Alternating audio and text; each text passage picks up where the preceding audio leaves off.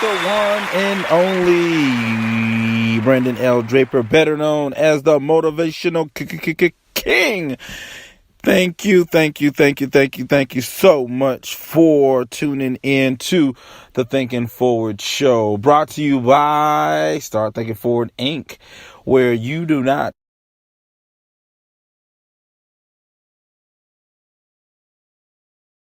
and thank you so much for joining in. Start Thinking Forward. Don't go through it, but grow through it. That is our motto here at Start Thinking Forward. It is so much going on, so I'm hoping that everyone's safe from the storm. It's a lot been going on, but it's times like this where we gather our thoughts and our minds, and we try to come up with ideas and strategies to take our life to the next level. And so much going on, so much confusion, and I think a lot of people, throw so much smoke. They throw so much smoke, and smoke is something that we don't need. So real quick, I want to just jump right into tonight's talk, and tonight's talk is going to be strength. And the reason I'm saying strength is because it takes a lot of strength to maintain in this world. I was just quite recently looking at a video, and in the video, the individual was talking about, how people just don't go for it and all the possibilities in this world. You have this life, you're here, why won't you do anything with it? And, there's a lot of reasons. There's a lot of reasons why people give up on themselves, a lot of reasons why people don't look for the positives in life. There's a lot of different reasons why people do different things. And I think the hardest thing to do is try to understand other people when you don't really even understand yourself. So I think the first thing you have to do is have enough strength to look within yourself and really kind of figure out what is it that you want, what is it that defines you. And I know oftentimes when we talk about personal development, a lot of people talk about, different things, but, no one is with you, when you're up 2 and 3 o'clock in the morning trying to figure out, how you're going to pay a bill, how you're going to carry on the next day. Depression is real. There's a lot of people that are suffering through depression. They feel as if they don't have anyone to talk to. It's a number of things that may be going on in their minds, thinking that they're not worthy enough. And at night, I believe that those things get on us even more heavier. There's things that people want to do that they try to do but aren't able to do. And there's a number of combinations. And I think that no one particular thing is 100% true. But there are some things that you can do to change up how you look at yourself and how you feel about yourself. And I think that's more important than any other thing that we can formulate. We have a tendency of judging ourselves based on what others think, which ultimately diminishes our ambitions within ourselves and how we look at the world, or how the world per se perceives us. And that ultimately, so people are scared or are scared of being embarrassed because of other people. The punchline here is, does it really matter what other people think? Are other people doing anything for you? So why are you so uncomfortable to be yourself around other people? Now, what exactly do I mean when I say be yourself? Meaning that oftentimes we put on this mask of how we want to be perceived. So right now, there may be people that's 50, 60 years old that's listening in, and they're putting on this show to make it look as if everything is okay because they still got the house, they still got the car. So it appears as if nothing has changed, but a lot of these people's 401ks, IRAs have been totally wiped out. They have no savings, but they're still trying to maintain that image, even though they can't go to Starbucks and buy a cup of coffee. Why do we hide? What are we embarrassed of? What is it that we're scared of admitting to ourselves? Are we afraid of admitting that we're not as good as we thought we were? Are we admitting that things didn't go the way in which we thought, so that makes us a bad person because things didn't work out the way we thought it was going to work out? What is it that we're going through in our minds and in our hearts? Or better yet, what is it that we're convincing ourselves mentally that our heart is not in love with the idea of? See, we can trick our minds to believe something that the heart is nowhere in alignment with. And it's very important that you understand that. Now, there's all types of books, lectures about that. But do you take these books and these lectures with you in your darkest, most intimate dreams? You don't. So how do you overcome something that you're so unfamiliar with? You must first come to the realization that what you're going through right now in your mind is something that other people went through the same, similar, if not worse than what you're going through right now. And it wasn't the fact of what happened to them that made them who they are today. It's all, in fact, how they dealt what was dealt to them. How did they deal with it? It does not matter what happens to you. It's a matter of how you deal with it. And these people are to overcome many different adversities, many different setbacks, all in how they perceive the information, their outlook on things. What is your outlook?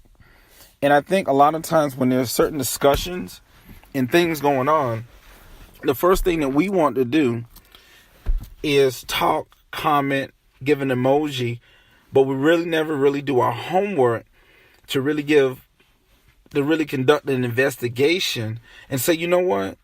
Maybe this is only but a distraction. Maybe this is just some smoke to distract me from what I need to do. An example of that, I'm on Facebook. I put out, people that's in my mastermind group, I put out this video. And this video, it's like many years ago. And it talks about, how to sell minorities, in particularly, how to sell African American minorities. And the big thing in this is talking about trend. And at the end of the day, win, lose, or draw, this is maybe arguable to say. Someone can say, well, that's not what the video means. So you can argue the interpretation of it. But what I gathered from this video was not that it was making a mockery of African American people, but it was talking about basic capitalism, on how you can economically exploit anybody by the means of behavioral study. If you're able to study the behaviors of any person, you can manipulate how they buy from you. And everyone's offering these different comments and opinions and emojis, and they go into the next video. There's really no insight and no connection with what's really going on. And I had to comment on this, and I said, you know what, you guys are missing a bigger picture. It's not a matter of manipulating the buying patterns or studying the buying patterns of people. The buying patterns are the buying patterns. You're commenting, do you have a business, and are you positioning and aligning your business to capture some of this wealth that's being distributed, and then you can in fact change the community that you wish to change? But just offering conversation and endless sound bites doesn't do anything for the situation, only exacerbates our current economic downfall. That's my opinion on the matter. I think we have to do a lot less talking and more executing. And that is what we're going to start today's topic with, is having the strength to execute and not just argue, not just comment about something. What is it in your life that you're just commenting on, that you're just complaining about, but in fact, you're not doing anything about it? You're not an active player. You're not the change agent that's needed to make the change. That's my question. Everyone wants to complain. All this sucks, and the economy is doing bad, and I hate this person. You worry about government officials, but how much of these people really affect you? Or when is it you're going to start playing the game? So people that's in office and the economy, these things are external factors. But the only thing about it is this: you have to play the game to really be affected. Now, what do I mean by that? Meaning, either way, you're going to be affected by the game, whether you're a player or not. If you're on the bench and not playing an active role in your life, you're still going to be affected by the external factors, right? But if you decide to get in the game, you have a better chance of manipulating the external factors, meaning that it may affect you, but it's going to affect you in a different way. See, that's the key that a lot of people are missing. When you play an active role in your own life and you position yourself in a certain way, you posture yourself in a certain way, certain things are going to happen regardless. It's outside of our control, but you're still able to manipulate how it affects you because now you're in the game, right? You're not just sitting there being a subject for whatever ridicule or whatever comes your way. And I think because we lack the strength, the mental and the emotional aptitude, oftentimes we miss a great opportunity for growth, right? And don't confuse growth with change. Change is what it is. It's change. Whether that's forceful change or whether that's inadvertently forceful change, doesn't matter. Either you're going to force change, but change is going to happen. Regardless, it changes. Change comes with time. Right. And remember, we talked about the previous show, time is the most valuable asset. So as time goes on, there's a change. There's a change in your body because now you're a minute older than you were a minute ago. Right. So change is one of those things that we can't manipulate to a certain extent because change is going to always happen. But what kind of change? How's that going to affect us? What kind of change can we implement? Because we can manipulate the type of change. We know change is going to happen, but can we have more of a control of the change? Most people fail in a lot of things that they do because they feel like the change that's happening in their life, they have no control over. So whatever situation that you're facing right now, somehow you've convinced yourself it's out of your control. You have no control over it. And having that has nothing to do with the growth in which you have. So if you're trying to implement a certain type of growth in your life, that has to be something that you've decided, hey, this is something I want to do. I want to grow. And I'm going to grow in this direction. And the reason I want to grow in this direction is because I want to have this. And this thing that you want is tangible. It's not something whimsical. It's not something floating in the air. It's something that you put your mind to and your heart is in love with the idea of it. That's how you have the strength to initiate change and growth. Remember, two separate things. Change is always going to happen. Change happens with time. Growth comes from within because you can have a lot of changes, but don't grow anything from it. There's a lot of lessons that can come your way, but you never learn anything. Therefore, you never grow. But the changes came, the changes went. You haven't grown. So guess what? The change is always going to keep coming, but the growth is under your control. And then even with the change, you can be the precursor to your own life and say, you know what? I know change is coming. Let me change the way I want to change so I can see the growth that I want to see. That is how you take control of your life. And it's very important that you do that. Very important. So I want to take this opportunity to talk to you about strength. And the importance of understanding the difference between change and growth. It's time for you to grow. It's time for you to make some changes. Next couple of days, we're getting ready to be in the fourth quarter.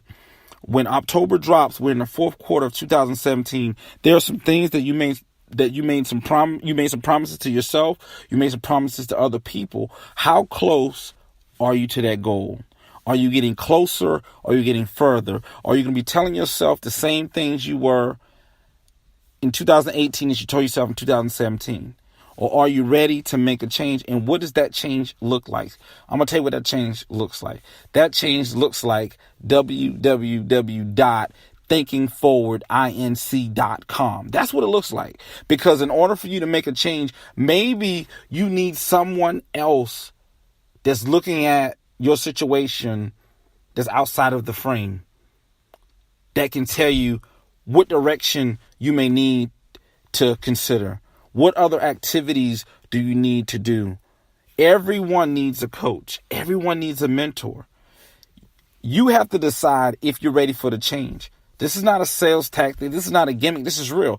I have a coach. I have a mentor. Why? Because I realize that I'm not that good. No one's just that good. You have to have other ideas. You have to have other points of views, because of what you thought was right. Maybe you wouldn't even be listening to this. Matter of fact, the goal of this is for you not to even listen. I realized that when I really got into the motivation arena and the personal development arena, what I really realized is that as you start getting to a certain level, you don't want to hear anyone else. That's not a bad thing. Is that I'm already self-motivated. I don't need to listen to someone else to motivate me.